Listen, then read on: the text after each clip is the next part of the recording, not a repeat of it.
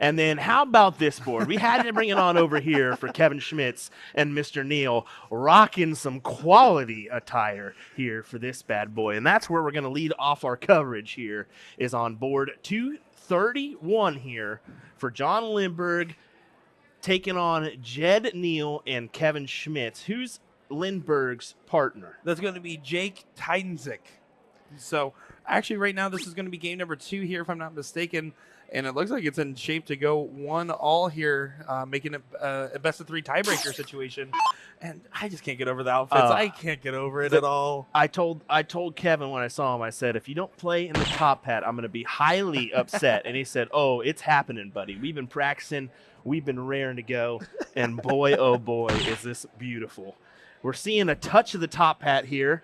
So we will have to tell Phil to either scoot on the left or right side of the Aki. That's Phil Glamonski, who's about 7'7", and will tower over this camera. But we tested a couple spots. We made sure everything was up and running. But we're excited for our first day of coverage here. This is a Division I matchup, correct? That is correct. This is going to be the Cricket Doubles Division I matchup there as Tyznik, as I got corrected there. Tyznik. Calm down, Dylan. Calm down. It's all First right. day. First day.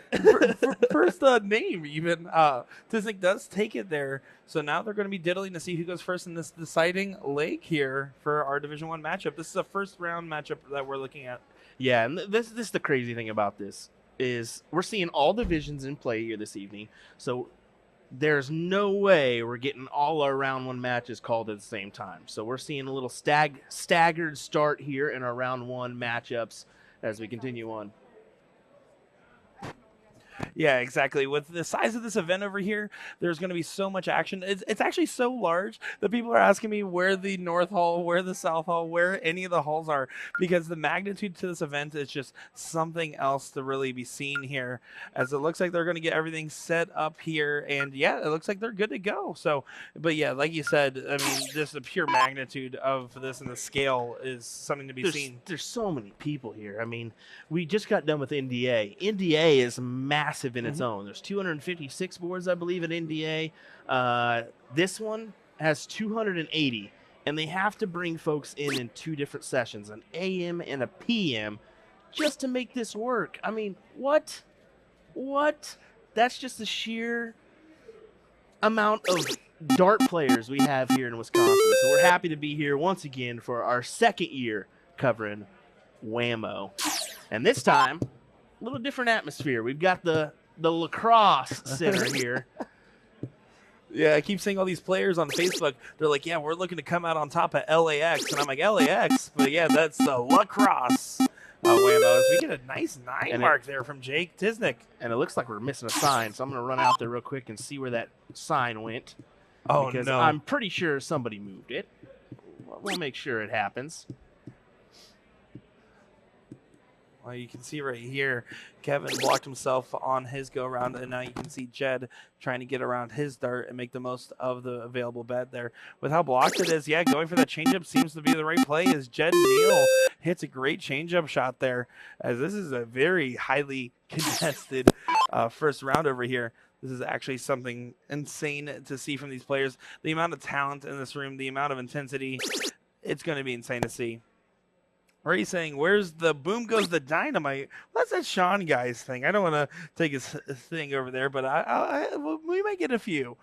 We can't let pop the boom situation right off the get-go. We kind of have to ease our way in.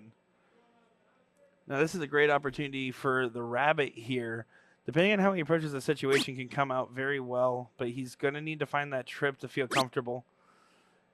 Always go. Yeah, you can see the frustration. He went real aggressive on that second dart. A lot of these dart players will have a lot of comfort on that 17, but you can see he just has to go back up. Taking that risk on it and staying down there for his third dart would have been too much of a hand back over, even if he did hit it, let alone if he didn't. So good change up there from the Rabbit. But giving the opportunity back over to Jake now.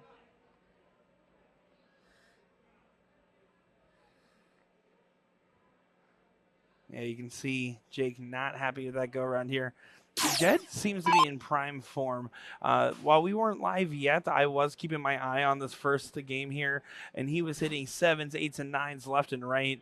So it seems like he's definitely dialed in for a good week ahead of him.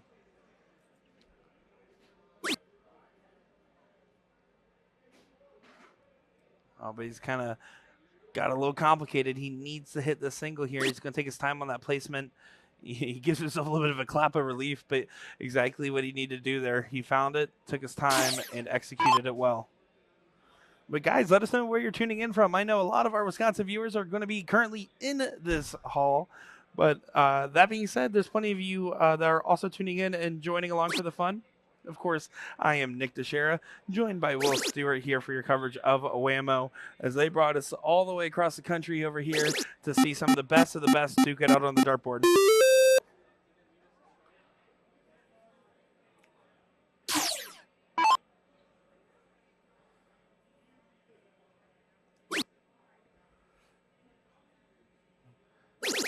Kevin able to get over that dart there to find that triple bed, and is able to find another one there in a very highly contested area. Well thrown dart there for the rabbit, as Jake's going to look to at least find a 7 mark here to get his team back in position on points. Oh, it's going to be a tough one to get around. He has to get over that dart as well. And only finding 3 here, giving Jed Neal the opportunity. If he wants to throw all 3 at the 16, he more than can if he does so, knowing that a 6 mark on the 15s will not get the other team the point advantage. But he could also just do a 2 at the point 1 to close. So let's kind of see how his approach is here and gauge it. Yeah, so he goes right for it, but after that hanger there, you might just want to take the safer route, and does so.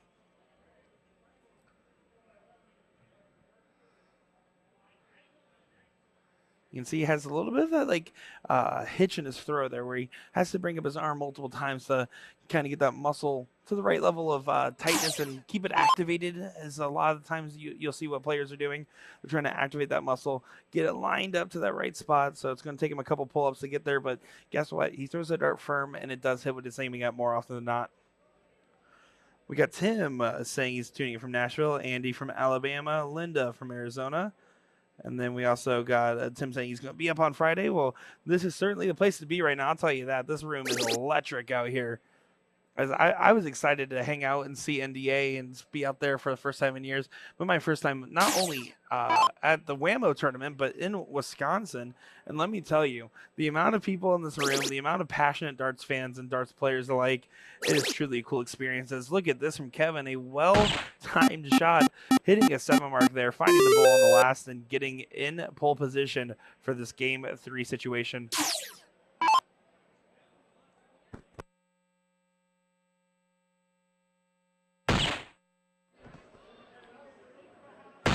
You can see they're going to try to mount the defense as much as they can, but they're 2 bulls away now from Jed and Kevin, Dumb and Dumber, from taking this best of 3 here.